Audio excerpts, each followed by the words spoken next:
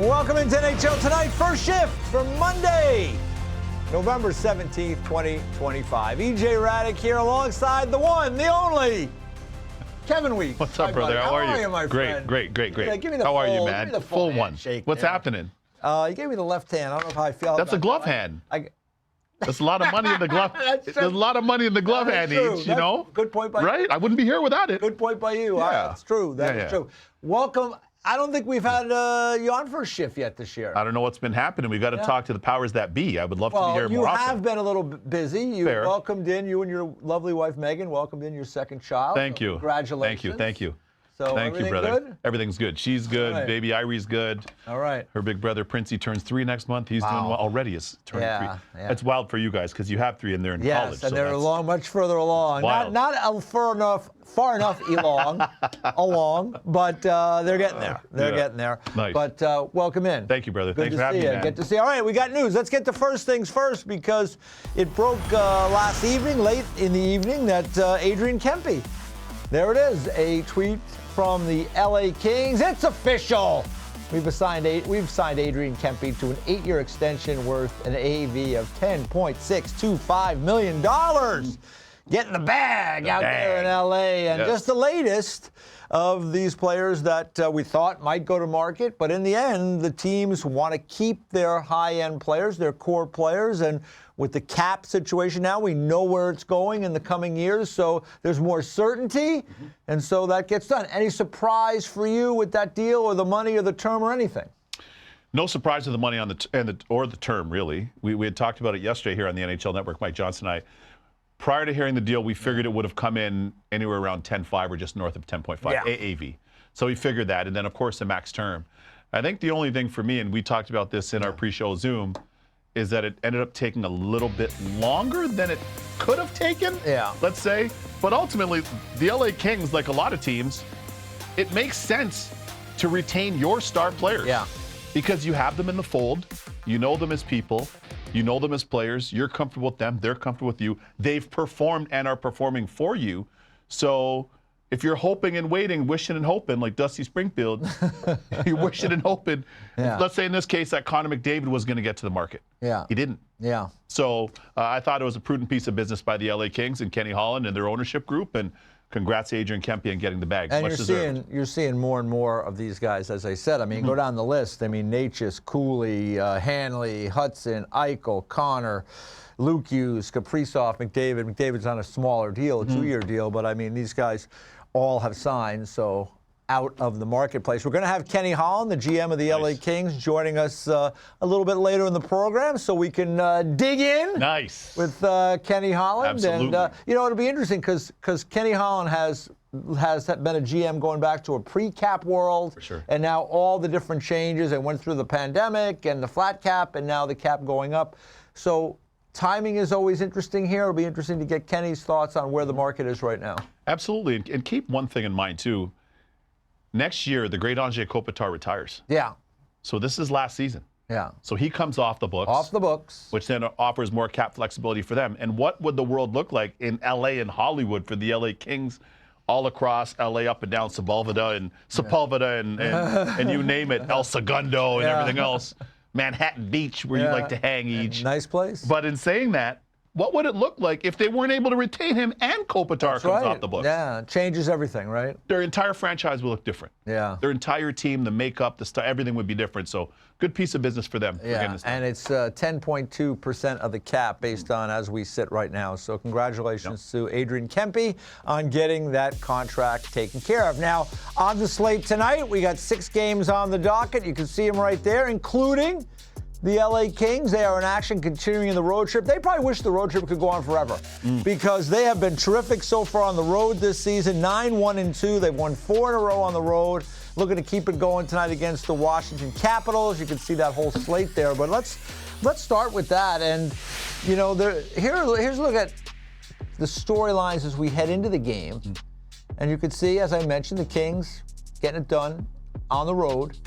Bad news, Drew Doughty out week to week, and injuries happen in pro sports. We see it all the time, and there's been a plethora of injuries of late. We're going to talk about that as we go through the show today, but He's out week to week, left that game against the Senators on Saturday, so they'll miss him. And the Capitals, it's been a struggle in the last 10 games, 2-6-2 in that stretch, and outscored. And we figured that they were a candidate for regression this year because everything went so well for them last year. Now this year they've got some injuries. Pierre-Luc Dubois, a former LA King, an important player for their team, he's out for weeks. Tough to pull the number 2 center out of your group and all of a sudden be the same. Very true. Yeah, Pierre-Luc Dubois, he had a really good season last year, very much like the team. But to your point, slot in that number 2 center role, big, rangy, can skate, has skill, and he can impact the game in different ways because he has the offensive potential and skill set to get on the board. And then he could do some defensive stuff as well and make it hard for the opposition, especially the opposing center. So they're missing him. But the biggest challenge for Washington, I love Spencer Carberry and that staff, my guy Kirk Muller, everybody. They do a really good job. Scotty Allen? Scotty Allen does an excellent job. Scotty? Me too. But the one challenge with the team is they've kind of gone away from playing their style a little bit. Some of the guys have deviated, getting off the page a little bit.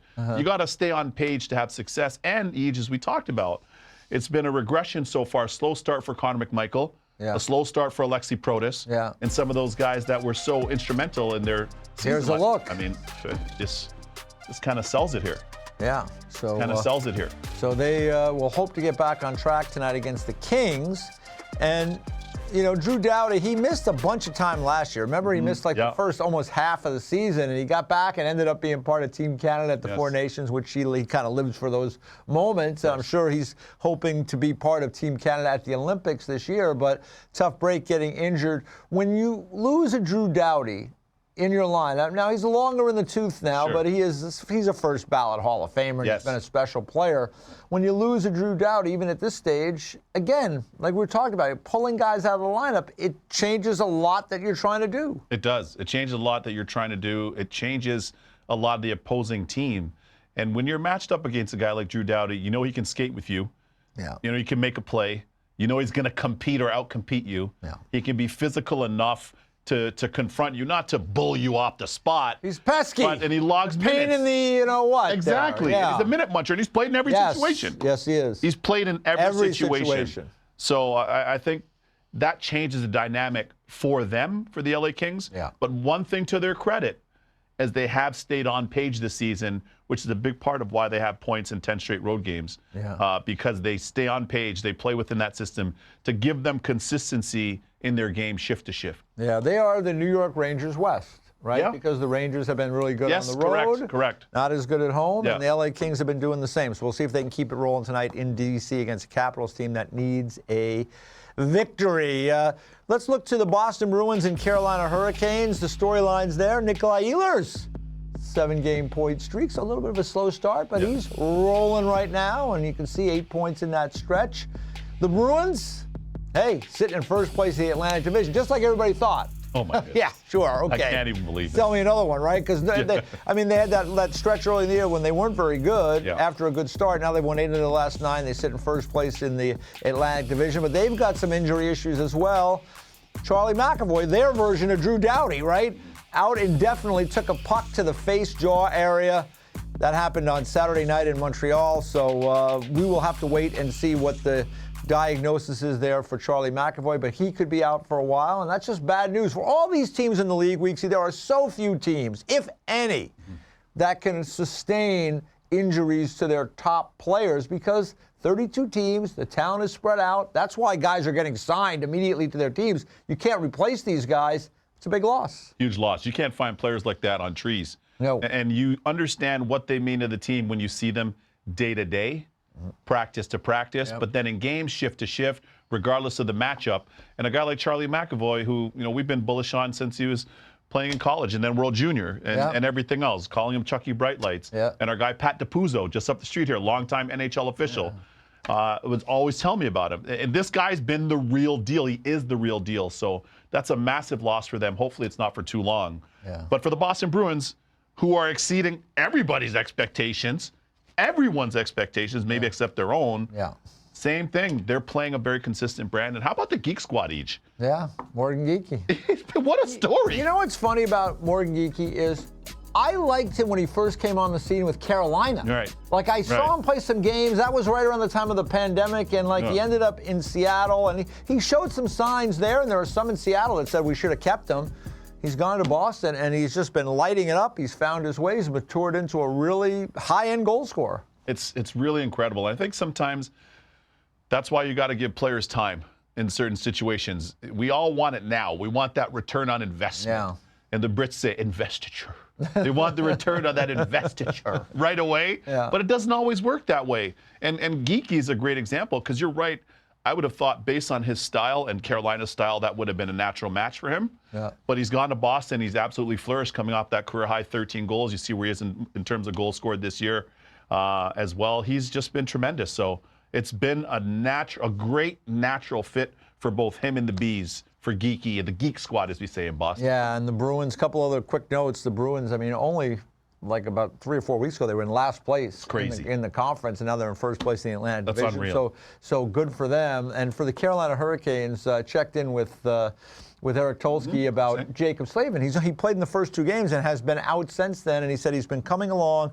He is still week to week, so still waiting on Jacob Slavin. That's another guy.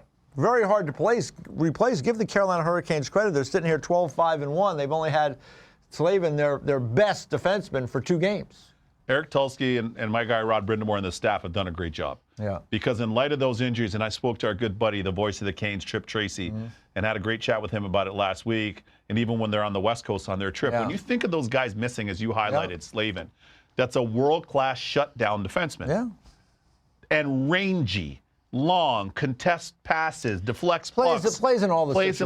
All the moments situations. you need in the game, he's there. They're so hard to find. It's impossible to find a player like that. Yeah. Keandre Miller, who's been a very good fit there so far, but he has battled missed some injury time. too. Yeah. And then you start going, Chatfield. I mean, they've had a number of injuries. Chatfield after that hit. Yeah. So they've been, but somehow, and to their credit, they just keep ticking, and they can they've got that consistency with their style and their commitment to playing that style and what they need to do to be effective. And all the goalies have played well for them, too, all 3 of them, including Brandon Bussey. That's right. Who was in Providence last year in the American League with my guy Ryan Muginal as their head coach. So nice to see. The Canes are cooking. Well, that'll be a good game tonight. That'll be a big one. The Bruins and the Hurricanes. Now, speaking of injuries, the Montreal Canadiens, they're dealing with a handful of injuries as well. They are in action tonight. They have lost 3 in a row, trying to get back on track in Columbus against the Jackets. You can see there, Patrick Laine out a couple of months. Newhook, more than even a couple of months. Gouli that's a guy that got hurt last year. He's an important piece to that team, and they miss him when he's not around out till January. You could see Doc hurt and out until late December. So it's going to be a challenge for the Montreal Canadiens moving forward. As injuries build up, you end up having to rely on different players, and maybe it's no surprise that the Canadiens, who got off to a great start, have now lost a couple in a row. Yeah, no surprise. Those are some pretty big hits for them, some pretty big knocks in their lineup, especially Laine, because the ability to change a game with that shot, that slingshot of a one-timer that he has that can beat goalies clean. It's another option for them on the power play. But you're right, just it kind of challenges their depth, which when healthy, they've got all those guys in the right slots. Now that all those guys are out, between Newhook, Kirby Dach, Laine, now Gouli on the back end, it changes the look of their team. Yeah. So when that happens, one thing you can always do, though, to give yourself a better chance, play a simple game. Yeah. Don't look for the perfect play. Don't be hunting for offense that isn't necessarily there. Play within the middle of the ice in all 3 zones. Give yourself a chance. That way, you're not chasing the game and you're not loose and exposing yourself as a metaphor. Yeah, they dialed it back in against Boston. They lost 3-2 on Saturday, but prior to that, they had some really bad losses to LA and Dallas. I think it was combined 12-1 on home ice. Too loose. You can't have it. They got too loose. Much too loose. Yeah. Real quick for Columbus, take advantage of Montreal tonight if you're Columbus. I mean, they're in the battle. They just missed by the playoffs by a whisker last year. This is a big game for them on home ice. 2 bubble teams. And as you mentioned, Montreal getting in the playoffs last year. If I'm Columbus, we got to have these 2 points. Yeah. Because I loved their season last year till the last 10 games. Yeah. And then it just kind of wheels fell off for them. But they'll look back at game 82 if they're in, and this could very well be the game that helped them get in. Yeah, no question. So we'll see how it goes tonight in Columbus, Jackets and Canadiens. Coming up, we're going to get the general manager of the LA Kings. I would say he's a friend of the show. Absolutely. Kenny Holland joins us next to talk about the signing of Adrian Kempe. Next on First Shift.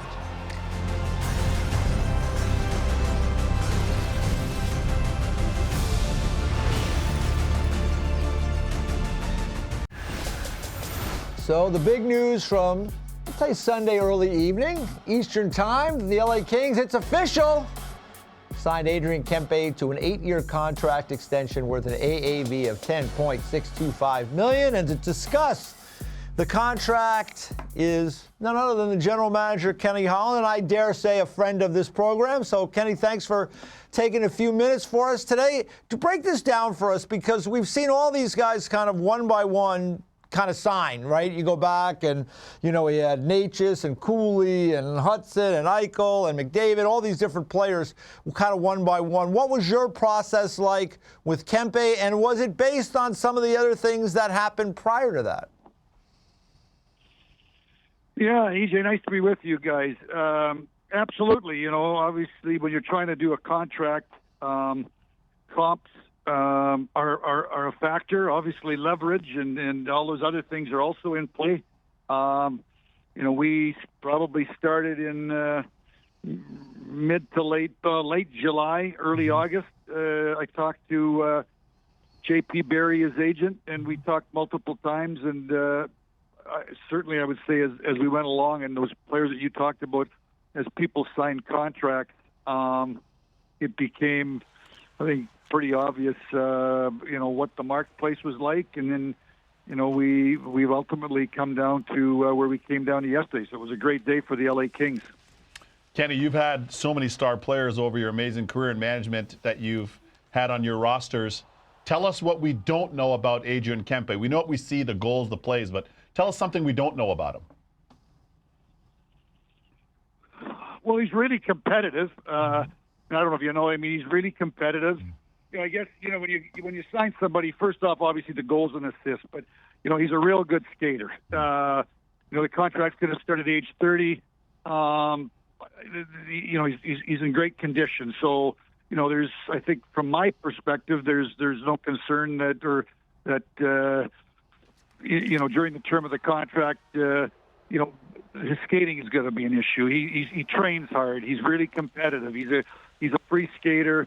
He can play left wing. He can play right wing. He penalty kills. He's versatile. You know, he's obviously a first line winger. When you add it all up together, he'd be hard to replace. He loved LA, and we loved him. And again, like I said, I'm really happy that we were able to find a solution to get this, number one, to get it done, and obviously to get it done here in the middle of November, and we don't have to worry about down the road it being any kind of a distraction. You know, Kenny, I got to follow up because, as Kevin points out, I mean, you've been doing this for a long time. You were a manager in a league before there was a salary cap, and that created different challenges for teams. And you were fortunate being in Detroit. It was a destination because you had great players there. Now we've come out of this flat cap era. We know what the cap is going to look like over these next couple of years. We have much more certainty in that regard. I mean, does that make it easier to do the deal? Does it make it maybe more painful because the cap is going up, so you know the money goes up? I mean, what's the landscape like from your perspective right now as opposed to how it's been maybe in the past? Well, you know, I was in Detroit from 2005 when the salary cap first began till 2019. It was completely different in Edmonton because I was there for 4 or 5 months, a few months, and then the pandemic hit. And it was a flat cap for basically 5 years. Yeah. So now this is different than the flat cap. You know, 2019 or 20, the summer of 20 till 24, way different now. You know, the cap is going to go from 95 to 104 to 113. Yeah. So salaries are going to increase, and you know you make your decisions. So it's you know, when I was in Edmonton, you know, as people salaries wanted to go up, it probably meant somebody dropping off the other part of the roster because you know the cap never moved. Well, now I don't think that's going to be an issue. Now, as we move along, we'll see. Do all 32 teams go to the cap, or do some teams go to the cap and some teams decide that they're going to be below the cap? That's for every individual team to decide. But I think now that everybody knows the cap is going up, obviously salaries are going up, and you negotiate accordingly. Kenny, what's been your first impressions of being in LA so far? We spoke before we came up live on the show, but from ownership to the fan base, just day-to-day living, give us your kind of flavor so far in your experience in LA to this point.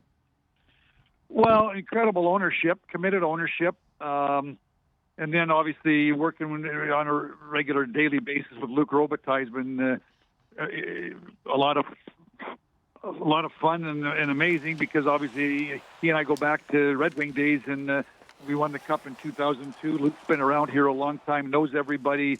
He's Hall of Famer. He understands the game, knows the game, and then I think the people that have been there, the Nelson Emerson and Jake Goldberg and Glenn Murray and all the player development department, they've done a wonderful job keeping this team competitive. They've gone into a bit of a rebuild. The last 4 years, they basically had 100 points. They knew how to. The last couple of years, top 3 or top 4 in the league in goals against. That's something that I think important to success. And we got out a little shaky out of the gate giving goals up, but we've tightened up here recently, moved into the top 10 in goals against. So a fabulous place to live and work. I live in Manhattan Beach. I'm 10 minutes to the airport. I'm 10 minutes to where we practice. And then when you go downtown for the games, you gotta fight some traffic. But to this point in time, it's been a wonderful experience for myself and my wife, and looking forward to the challenge of trying to see if we can make the LA Kings a little bit better as we go along. Yeah, and I hear the weather is better in LA than Edmonton. I don't know. It's just a rumor. I don't know if Well, I used to watch the weather. I used to watch the Weather Channel a little bit closer when I was up north. I don't watch. You don't have to worry about it as much quite now. as daily. Yeah. Well, it has been rain, some pretty bad rain out there. But anyway, I think. But every market obviously. That's Edmonton, right. It was a wonderful experience. That's I right. had a wonderful experience in Detroit, and now I'm looking forward to this opportunity here in LA. Hey, listen, Kenny, it's okay to be happy with the weather in Southern California. They've been writing songs about it for like 50 years now, at least as far as I can tell. So enjoy it. Good luck tonight with your team out in D.C. taking on the Caps, and thanks for the time. Thanks, Kenny. Thanks, guys. All right, Kenny Holland, the GM of the LA Kings. And let's take a quick look here, Weeksy. Here's now, this was this big list of all these UFAs that were coming. It was going to be the summer of all these moves. Well, the teams have quickly signed most of these guys. So now here is the list. And this is interesting, right? Because Panarin, 34, Bobrovsky, 37. I suspect that he'll stay in Florida, but who knows? Ovi, we don't know if he's going to retire or if he's going to continue to play. Malkin wants to keep playing, and he's playing right now for a contract and playing pretty well. And those two at the end, I think, are really interesting, Schmaltz and Tuch, because those are younger guys that could become maybe the most interesting guys on the market because of the fact of their age, and they have some upside to their game still. Yeah, those two guys on the right side, they're the same age as Adrian Kempe once that deal kicks in. Exactly. As Kenny Holland just told us, the GM of the LA Kings. So all of that to say, those two guys start to become a lot more appealing.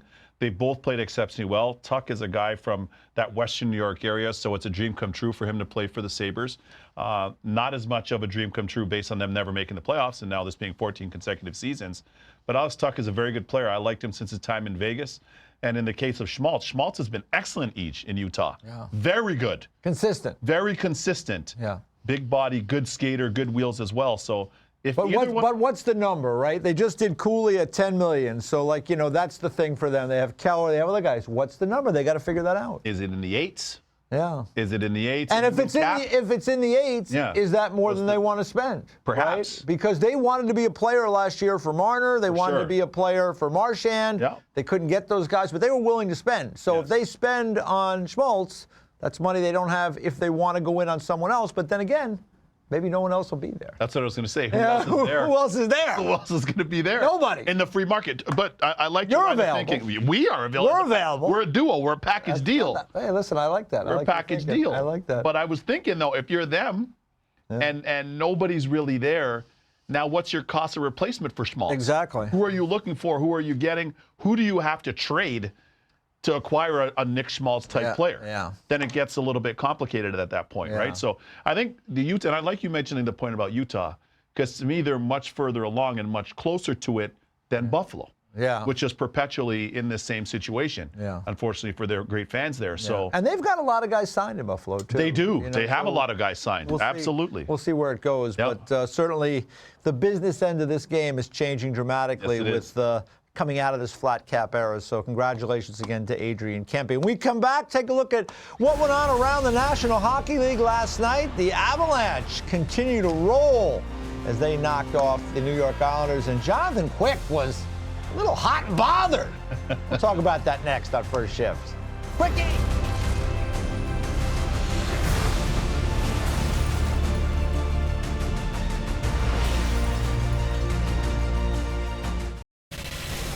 Hey, look at this. I love this original six look last night at the Garden. Red Wings and Rangers, red versus blue. This is like 1950s NHL action. Unfortunately, there was no color TVs then, so we're getting to see it now, thankfully. And this is the very end of the game. Mason Appleton shoots it into the empty net at the end of the game. It does not count, but Jonathan Quick, who had 40 saves in the game and probably a little ticked off that the Rangers didn't win, he's got a little something to say to Mason Appleton as he goes by. I thought it was pretty harmless. I mean, like, it wasn't like he didn't like rip it into the empty like net. he saw up in Ottawa. Like an exclamation years ago. point. Yeah, Ridley Gregg. Ridley Gregg. But nonetheless, the old school Jonathan Quick, who was unbelievable last night. I mean, there was a lot of times that you're able to go back and watch games, like games that were played yesterday or last week. Go back and watch Jonathan Quick if you want to watch a performance. Unbelievable. He was fantastic in the game, and Lucas Raymond ended up scoring late in the game to give the Red Wings the victory. But Jonathan Quick was great, but he was not happy at the end of that game. And I think that's a big part of it because you look at the body of work. I watched this game on MSG last night. Yeah. Jonathan Quick has looked since coming to New York. Yeah. And remember, he's playing for his childhood favorite team. He's from Connecticut. That's right. He's a Connecticut kid. That's right. He told me the great Mike Richter was his favorite goalie growing up. And since coming here, he's rejuvenated. He looks every bit like the Jonathan Quick actually in L.A. Yeah. And he's the best American-born goalie in league history. So I think last night was a combination of factors. He put on a show. He played as great as he did. They were in the game. They can't seem to score at home. They only put up one on Cam Talbot, former Ranger, who always plays well at the Garden as well. Played well last night when called upon. Yeah. And Not I think, called upon that often, but not that often. called upon. But when called upon. I think for Jonathan Quick, it was one of those things like it just kind of set him off a little bit. And those- because it was a wasted performance. And by those him. unis, it gave a little 1950s. Of course. Of so course. maybe Gordie Howe or somebody. But here it is again at the end. And you know what's funny is Jeff Garland, who, if you know the show Curb Your Enthusiasm, Larry David show, as they're getting into it there, Jeff Garland came to the game as a guest of the Rangers, and then he shows up in the Red Wings room after the game. Listen to this. Did you catch what happened at the end of the game? What'd you make of the scrum there? Can I tell you something? I was trying to get over the glass to join the scrum. I'm a scrummer. I've been scrumming. How long have you been scrumming for? You're Couple of years. I've been scrumming before you were born. Probably. I'm a scrummer. That's right. Any more questions? That's all. I think that's all we got. All right. Are you good? Are you anything you want to add? I think I'd do the rest without you. So nice to meet you, man. Yeah, thanks for coming. Awesome stuff. Now, listen, I love that happened. I have no idea why it happened. Like how they just walk in the locker room, hey, and then he came as a Ranger guest, and next thing you know, he's wearing in the a Wings he's hat. got a Red He's in Wing the Wings hat. room. Maybe Jonathan Quick should have went after him. Exactly. You want a scrum? I'll give you a scrum. What You lineup- say you're a scrummer? What lineup is he in? Yeah. I know he's in Curb the Enthusiasm Yeah, he's in lineup. that lineup. But what lineup is he in? Jeff, what lineup are you? He had a lot of mixed allegiances last know, he night. did. He had a lot of mixed He allegiances. might listen. If he went outside on 34th Street there and started that act, he would have got in the Absolutely. scrum all right. Oh, it wouldn't yeah. have been good. It might not have been good for him. It might Oh, not have boy. ended That well. was awesome though. That was great. I wish we could see more of that. You know what? That's a great Celebrity, point. get a celebrity in there as at a post-game interview Totally. and chit-chatting with somebody. 100%, just to help elevate it just elevates the league. It takes it to a different level because you know this on a game-to-game basis. Every building around the league, whether somebody's filming a pilot, whether they're filming a series, whether they're filming a movie, they're just there with their daughter that loves the team. They're there with buddies. At literally almost every NHL game, you'll have high-level celebrities from all different walks of life. All different musicians, you name it. I mean, He's listen. the perfect guy though. He's the very perfect, funny. of course. Very funny. He gets How long have you been scrumming? I've been scrumming a long time. You too. I've been scrumming a long time. I'm still getting punched in the face out the whistle. Anyway, all right.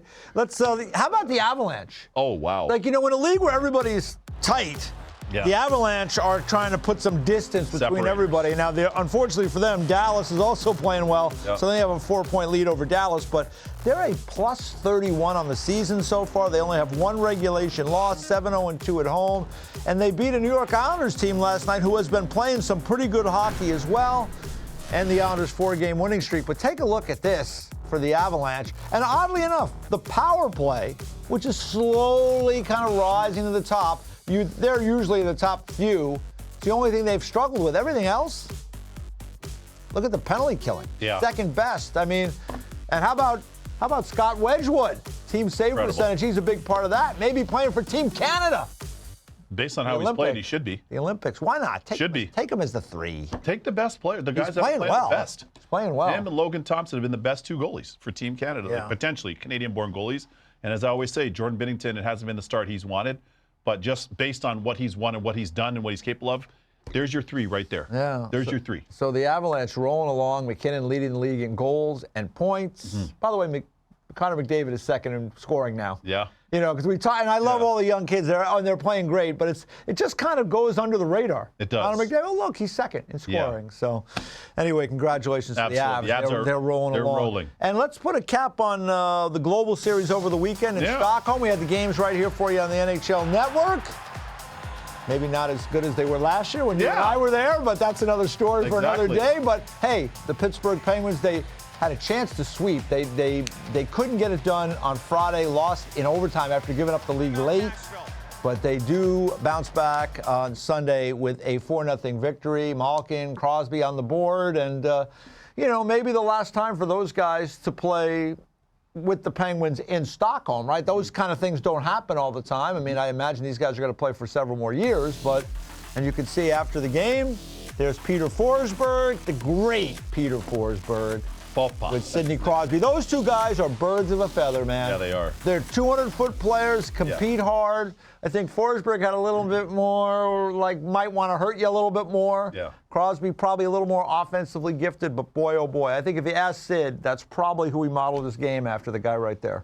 It's a very similar comp. I played against both those guys. And let's go back to Peter Forsberg. His ability to have defenders hanging off him, to have defenders on his back, off his shoulders, off his hips, and protect the puck. Yeah. And come out with the puck and maintain possession and then generate a scoring chance out of nothing from the dots down. Those guys are great players in every facet of the game from the dots up. Yeah. But in the offensive zone from the dots down, those guys basically played like old school centers in the NBA. Yeah. And that's a huge credit. Yeah. Because they're not built like Shaq. No. Or they're not built like No. Hakeem Olajuwon. Or do you know what I mean? Yeah, The late no. Bill Walton. Yeah. Or we can kind of go around Yeah. the horn. So that's really David Robinson. So that's a testament to those guys to have that much skill, but bring that much blue collar down from the dots down. Very impressive. Yeah, no question. So Yeah. congratulations on both the Penguins and Yeah. Predators. They split overseas, and now they head home. They'll play back here in North America. Their respective schedules beginning again later in the week. When we come back, hey, unfortunately, through the first couple of months of the season, there's been some injuries, some strange ones, and some ones that just happen in the games. We're going to talk about the injuries, who's out and who's back, next on First Shift.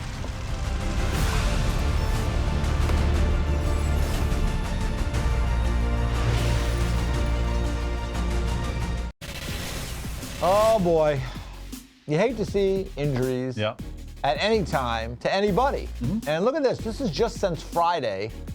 And take a look. Jack Hughes had that kind of crazy story. He got hurt at a team dinner. Fell. I think he had a glass in his hand. Ended up getting an injury to his hand. Had to have surgery. Out 6 to 8 weeks. Charlie McAvoy hit with a puck. Let's hope that Charlie's okay. Talked about Drew Doughty earlier. Thomas Harley, week to week for the Dallas Stars. Our buddy Nick Foligno, blocking a shot the other night, out a month now. So get better, Nick. And then Kirby Dach with the foot injury, 4 to 6 weeks. This is just since Friday, and it's not a complete list. But boy, let's talk about Jack Hughes. Yeah. Because that is just kind of out of nowhere. I saw that Friday night. I just shook my head. I was like, I can't believe this happened to this kid. I can't believe it happened. It's interesting that you're a dad, you're a father, I'm a father, same thing. And so many times you hear your parents say, be careful. Be careful. Yeah, be careful. My I parents know. ad nauseum. Like, I'm 50, Yeah. they still say it. Be careful. And sometimes I'm like, oh, God. And, of course, knowing Jim and Ellen as we do, Mr. Yeah, and Mrs. yep. Hughes, I'm sure they impart that on the boys all the time.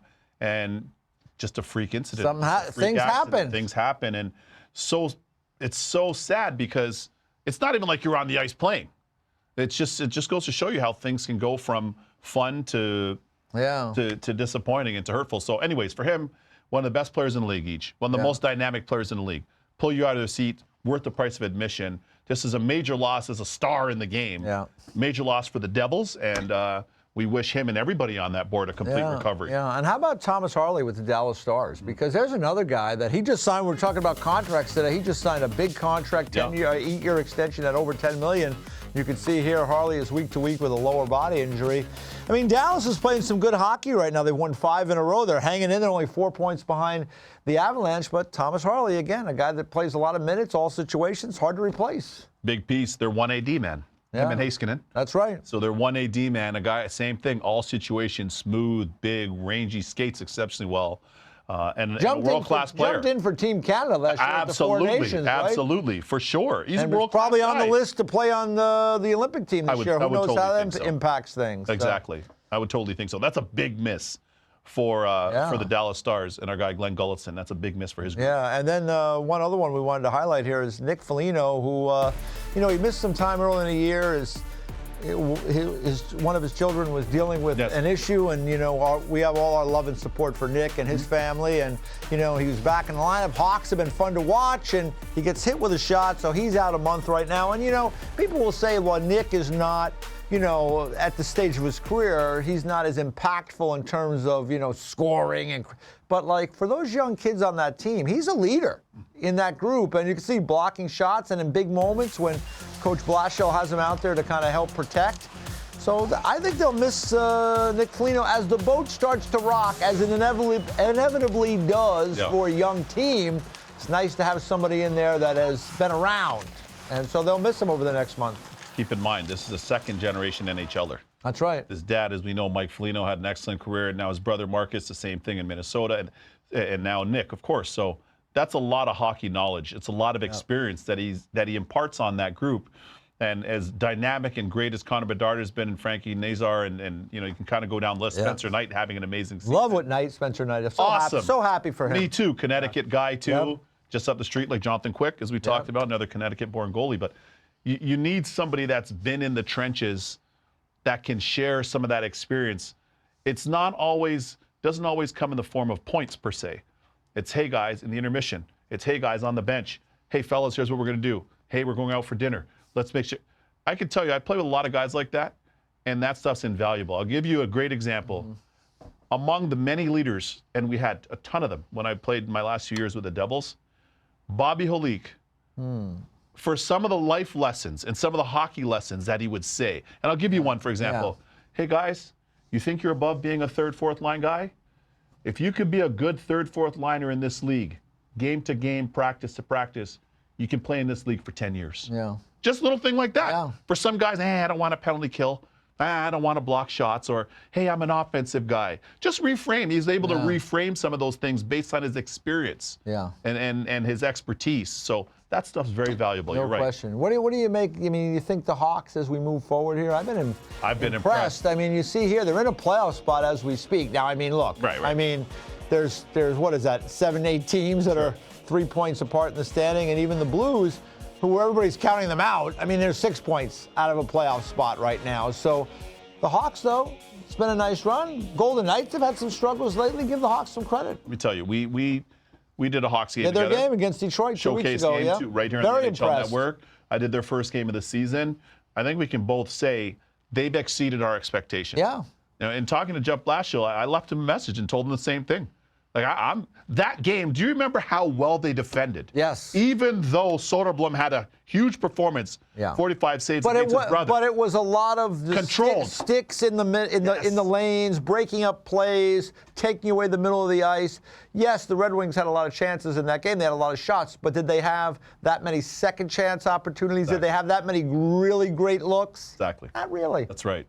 I was very impressed. And when you have young players that are apprenticing. Here's the one thing about young players, and I could say this even having been a young goalie. When you come in, you want to show that you can play. You want to show what you can do. Yeah. And you want to stick. This is what you aspire to get to your entire life as a youngster, right? And once you get there, sometimes in the aspiration to want to do that, you want to do a little bit more. You want to try harder. If I'm an offensive player, let me make the extra move. Yeah. I haven't been seeing that with this year. Yeah.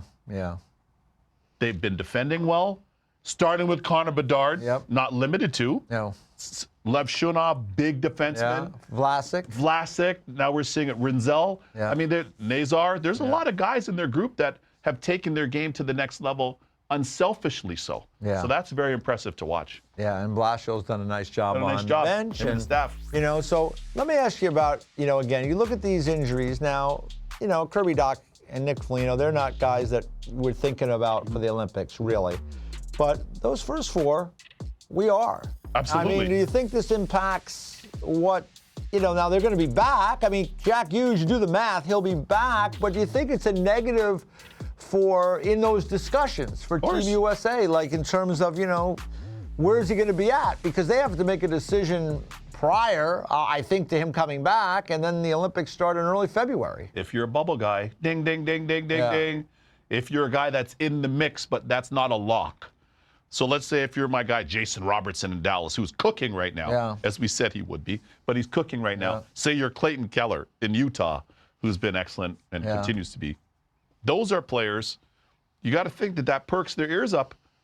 If you're a young defenseman, if I'm Matthew Schaefer on the island, who's off to an amazing start. Yes, he is. And the great Drew Doughty's injured. How long will he be injured? And Schaefer has been tremendous. Yes. So you're right. I like this. This doesn't only impact the NHL club, which is number one, but it also impacts their home countries, in this case, Team USA, Team Canada, for the Olympics in Milan. Yeah, it's funny. You mentioned Jason Robertson. We might be discussing him next because we're going to go and take a look at the 3 stars for the week. He has been hot.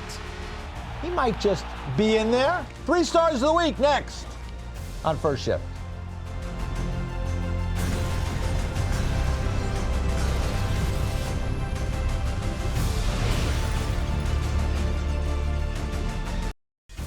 Three Stars of the Week is presented by Geico. Switch and save. Get more with Geico.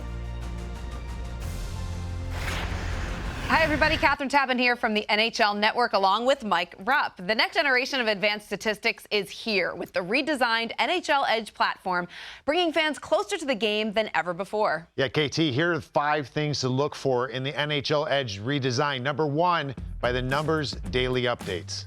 The new NHL Edge has been redesigned to highlight each day's most intriguing stats and player performances the next morning. Who had the top shot speed last night?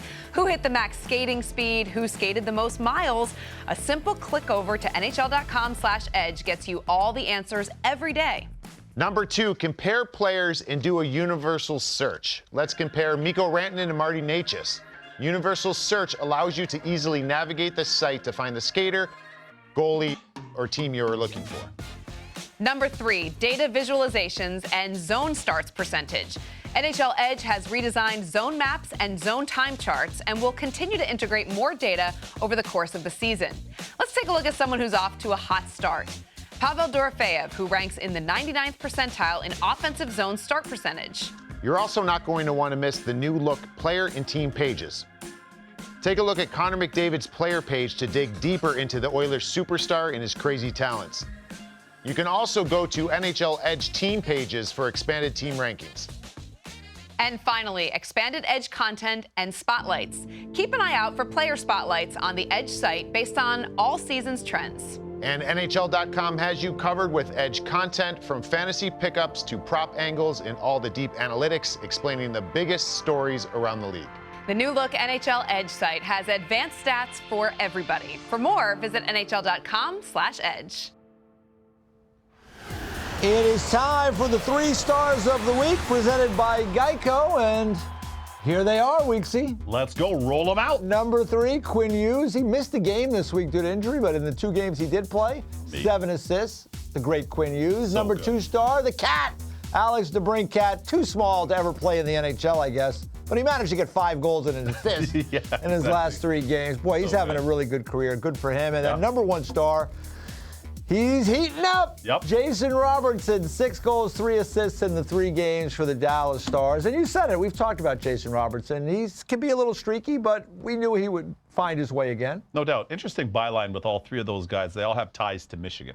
That's true. Yeah, Interesting. that's really true. All yeah. Michiganders in a certain way. I know obviously Robertson was California, SoCal to Michigan, of course, and he played in the OHL. Yep. But DeBrincat, Michigan through and through. Yeah. Hughes, Orlando, Toronto, and then of course Michigan. yeah. So it's interesting. All those are all world-class players. Yeah. All world-class players. Nice to see them sizzling for their respective teams. They all do it in different ways, but they're all very fun to watch. So hats off to the fellas. That's a great week for those guys. Huge numbers. Each. Yeah, no question. And, we're talking about Jason Robertson. Just a quick shout out to the Dallas Stars. They had their, Hall of Fame. Yep, that's right. They inducted Joe Newendike and Ralph Strangis, who's the longtime broadcaster. I was there in Dallas when Ralph was there. Shout out to Ralph. Congratulations. And to Joe Newendike. Absolutely. So big night for the Stars. And then it was made even better by Jason Robertson. Of course. Coming up with that. I think he scored 3 goals in a row in that game. Yeah, he was cooking in that game. That is a big night for the Stars, and some real good karma for the Stars outside that Harley injury. The outdoor game being announced at the home of the Dallas Cowboys at Jerry's World, so that'll be massive for them and their fans. We were there for the one that they had at the Cotton Bowl, which was incredible. That was great. That was awesome. Yeah. 85,000+ there. And you've lived there, you worked there. The youth hockey scene, hockey at every level, by the way, from youth hockey to the NHL and, of course, AHL and everything else. It's this hockey scene in the state of Texas is sizzling. Yeah, it all started with Norm Green bigger than the team there, and Jim Lights really helping develop it, and guys like Ralph Strangis, who was part of it, kind of growing the game there with the fans and everything. Congrats to Daryl Ray as well. That's right, Daryl Ray, exactly, going into to the Hockey Hall of Fame, getting the not the Elmer Ferguson, it was Foster Hewitt Award. All right, we're out of time, Weeksy. Already? NHL Now is coming up next. I'll see you tomorrow.